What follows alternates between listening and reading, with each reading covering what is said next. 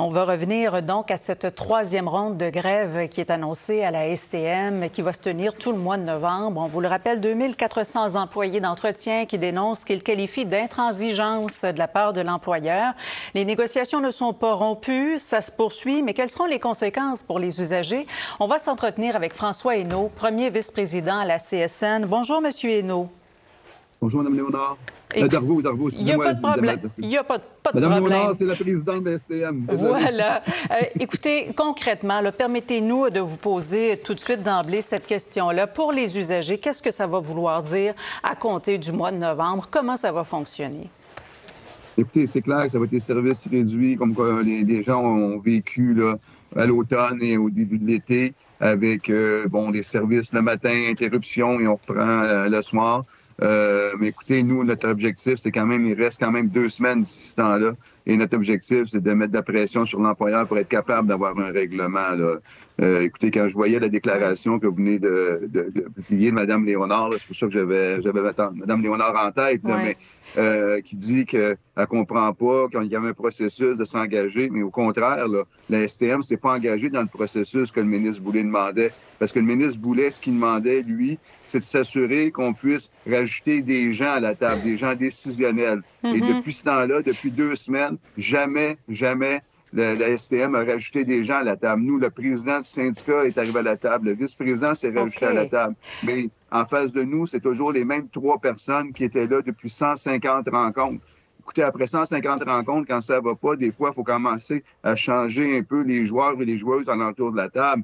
Il y a comme un dialogue de sourds présentement. C'était ça que vous faisiez allusion quand vous disiez que la STM s'obstine à ne pas ajouter de personnes, en tout cas les personnes nécessaires à la table. J'aimerais comprendre quelque chose. En fait, là, pourquoi nous annoncer des moyens de pression comme ceux-là, alors qu'en ce moment, là, on est encore en train de négocier. Les négociations ne sont pas rompues, puis ce processus-là de médiation, il est toujours en cours. Est-ce que c'est pas un peu précipiter les choses? Je vous dirais, premièrement, c'est parce qu'on veut mettre du mouvement à la table. On pense qu'on est capable de trouver un règlement d'ici 2 semaines si l'employeur arrête de maintenir ses positions sur la sous-traitance.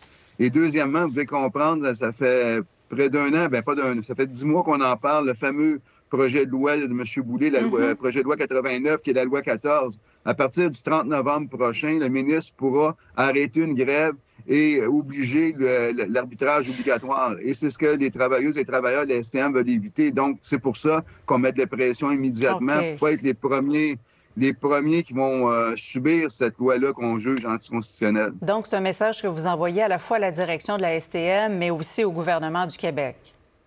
Oui, puis en même temps, au gouvernement, on peut leur dire d'arrêter le sous-financement dans le transport collectif également. Ça serait peut-être pas mal mieux si le gouvernement investirait dans le transport collectif. Quand vous dites que l'employeur reste figé sur ses positions, vous lui demandez quoi au juste? Quelles sont les concessions que vous lui demandez de faire? Mais écoutez, depuis le début que l'employeur reste sur la sous-traitance, il ne bouge pas. Nous, ce qu'on dit, on n'a pas de preuve à l'appui que ça va être, qu'il va faire des économies. Au contraire, on pense que le travail va être moins bien fait. Et nous, on est capable de faire ce travail-là, mais il y a vraiment là, une inflexibilité présentement. On a placé certains éléments. Je vous dirais que le travail des 2 personnes à la conciliation, là, du service de conciliation et médiation, font un travail énorme présentement pour essayer de rapprocher les parties. Mais il faut bouger. Une négociation, là, c'est des compromis de part et d'autre. Et c'est ce que l'employeur ne fait pas présentement. Je veux dire, il reste sur ses mêmes positions depuis le début, on ne change pas. Donc, on a fait certaines avancées. Il est clair, je veux dire, quand en face de nous, on a quelqu'un qui ne bouge pas, c'est un peu compliqué de dire à nos gens, mais là, vous devriez être un peu, mettre un peu d'eau dans votre vin. Là, ça marche à 2, ça. À ce moment-là, quelles concessions êtes-vous prêt à faire, vous, de votre côté? Mais écoutez, il y a plein d'éléments qu'on met à la table. Puis, écoutez, je ne veux pas non plus négocier sur la place publique. Mais il y a quand même des éléments, je veux dire, on nous revient souvent sur les salaires, je veux dire, c'est une première offre. C'est clair qu'il y a des éléments qu'on va bouger. On va bouger sur certaines flexibilités. On est capable de regarder certains éléments sur le temps supplémentaire. On va regarder des éléments, mais je veux dire, des compromis, ça marche des 2 côtés. Et je vous le dis, ce qu'on veut, c'est un règlement. Et c'est pour ça, je veux dire, avec la loi 89, la loi 14, le projet de loi 89, ce qu'on veut faire, c'est vraiment essayer de régler cette convention collective-là avant la fin du mois de novembre. Oui. Et je vous dirais qu'on va tout mettre en nos ressources possibles pour avoir un règlement. Votre secteur d'opération a des incidences sur bien des gens. On en est conscient. C'est un troisième recours à la grève depuis le mois de juin. Est-ce que vous n'avez pas peur de vous aliéner davantage, les usagers?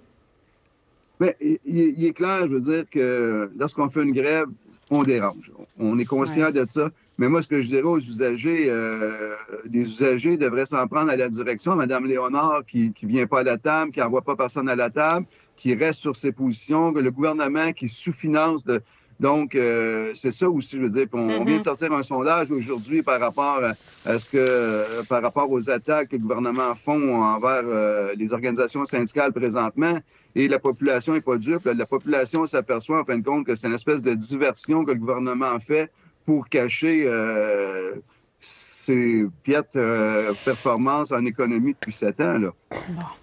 Monsieur Hainaut, écoutez, vous êtes premier vice-président à la CSN. On vous remercie beaucoup d'avoir accepté notre invitation pour nous parler davantage de cette intention du syndicat d'y aller d'une grève qui va durer 1 mois en novembre. Mais on comprend qu'il y a encore 2 semaines d'ici là et on continue de négocier de votre côté. Merci beaucoup. Merci, Mme Darvaux. Au revoir. Au revoir.